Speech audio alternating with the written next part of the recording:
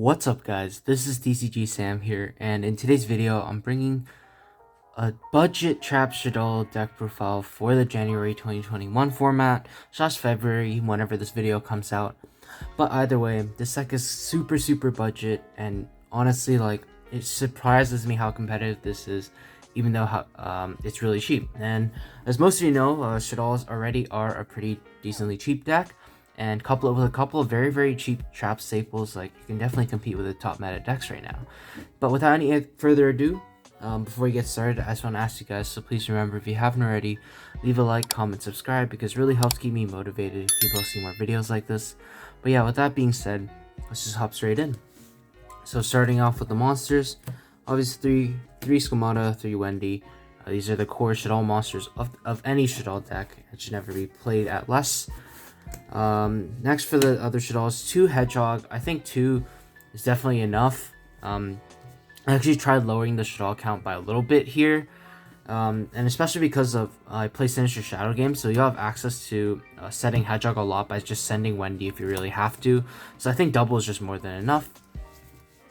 Double Beast, same reason why I play double Hedgehog.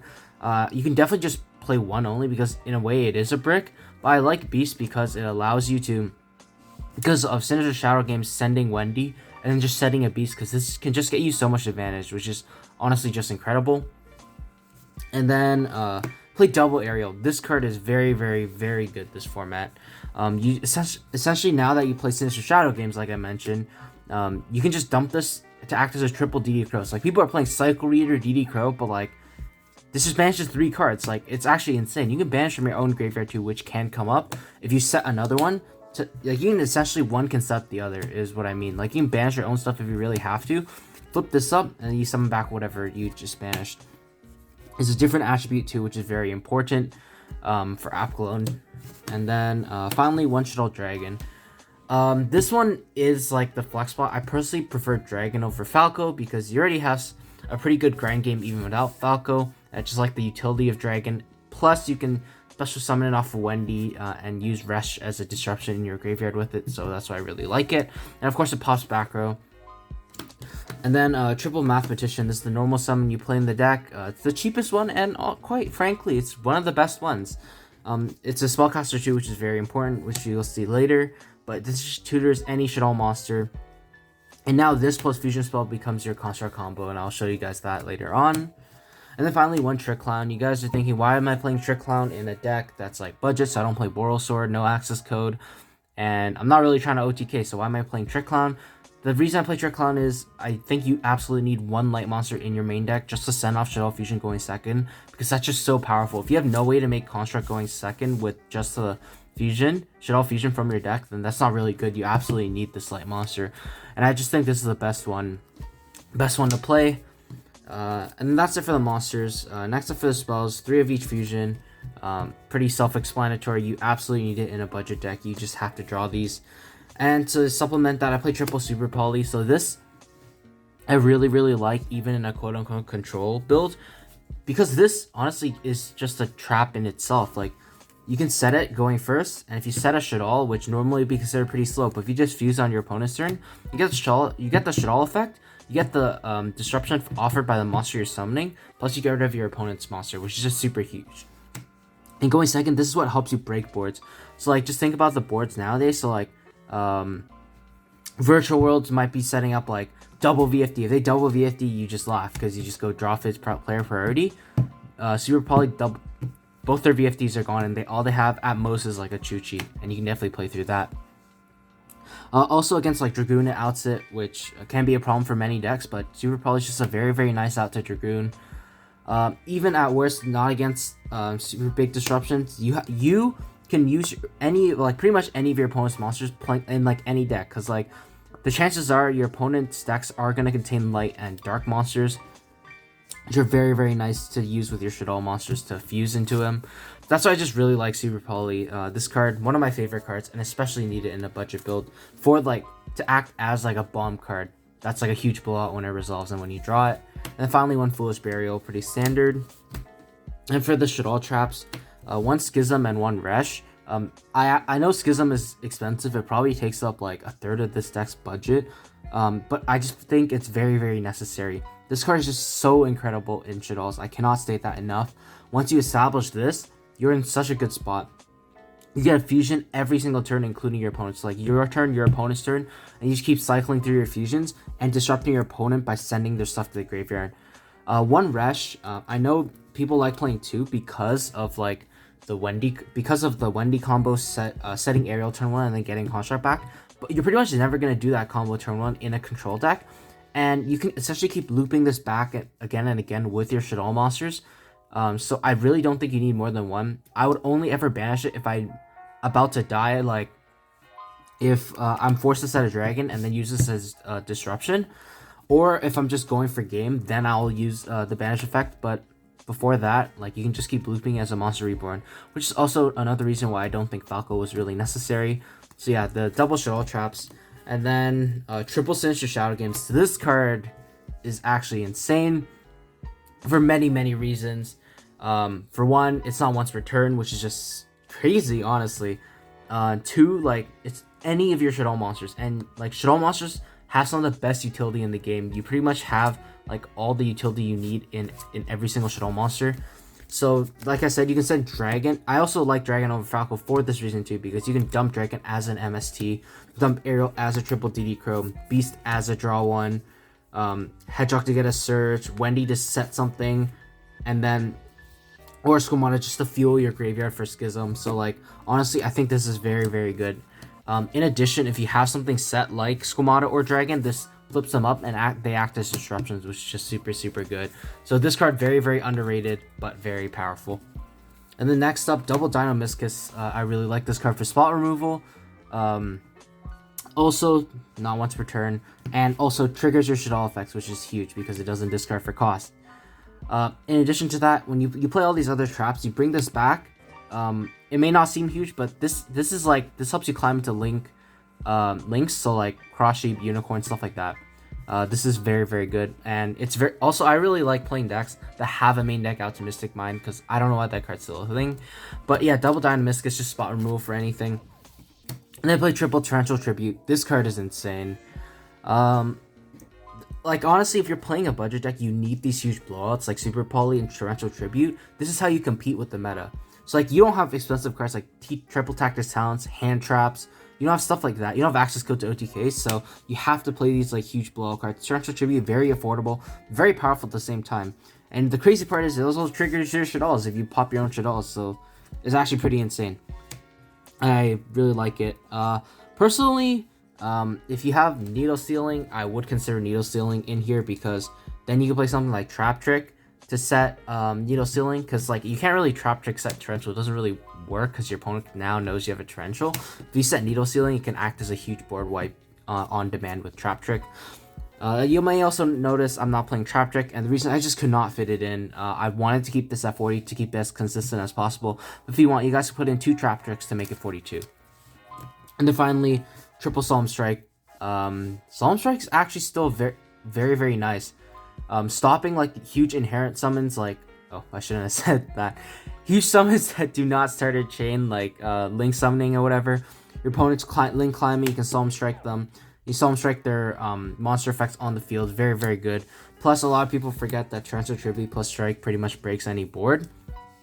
You just set these. Your opponent has, let's say, like Herald of Perfection, and like now they start comboing off their Drytrons. They summon their Drytrons, you activate Torrential, they negate with Herald, you change Strike, and their whole board is gone.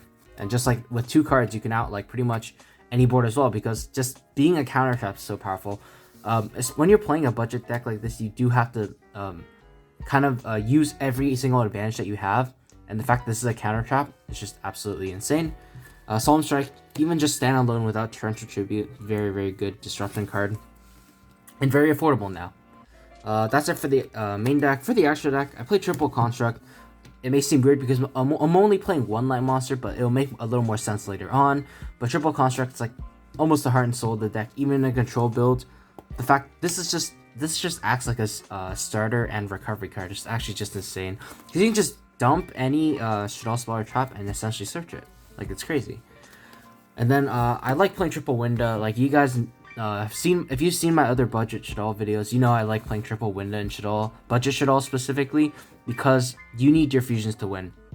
If you ever run out of fusions, you're just in such a bad spot. I feel like Window is very, very good. That's one of your main win conditions in this deck. You guys can definitely cut it down to 2. You can play anything you want in this last up, but I actually couldn't think of anything that was super needed, so I just threw in the third Window. You can play another Shaddoll attribute, so like, if you want, you can play something like Annoy Talus, the water one, because you have double aerial, if you play core. I personally don't think that's that great. You can play Shekinaga, but because of math, but the reason I don't play Shekinaga will also become clear later. And then finally, double Aquabone. This card is really, really powerful. Not much more to explain here. If your opponent decides to Dogmatica Maximus you just go, you get a huge plus off of this. And one Starving Venom Fusion Dragon for the super poly target. Obviously, Darks are still the most prevalent. This outs Dragoon, outs VFD. Those are the 2 main ones that you wanted to out.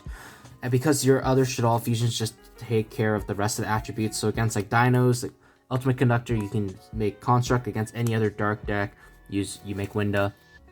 Against Drytrons with the Herald of Perfection, or I think Herald of Ultimateness, whatever it's called, you use El Shaddoll Construct, which is also huge. I forgot to mention during the Super Poly part, outs Herald of Ultimateness. And then after that, you're only dealing with Herald of Orange Lights, which are totally fine. Next, this proxy is for Artemis the Moon Maiden. It's a Link 1. I'm going to put it on the screen right now. So it's a Link 1 that pretty much just acts as a light target that you can make with any level 4 lower spellcaster monster. So this card is unfortunately a little bit more on the expensive side. It's also going to take up roughly like maybe a fourth of your budget. It's decently expensive, but it's still like decently cheap enough to pick up even for a budget deck. I think this card is just incredible because it essentially turns your Mathematician, which used to be something that was just like, it sits on the board after not really doing anything after you send the Shaddoll, but now you turn to this, it turns into a light monster for your construct. And before I mentioned that Mathematician plus Fusion Spell is your full combo, and that's pretty easy to see now because you just go Mathematician, dump your Hedgehog effect at Skomata or Wendy, activate your Fusion Spell after turning this into Artemis, and then you got your full Construct combo with Construct and Skomata. It's pretty crazy. In addition to that, it also unclogs your very Shaddoll heavy hands.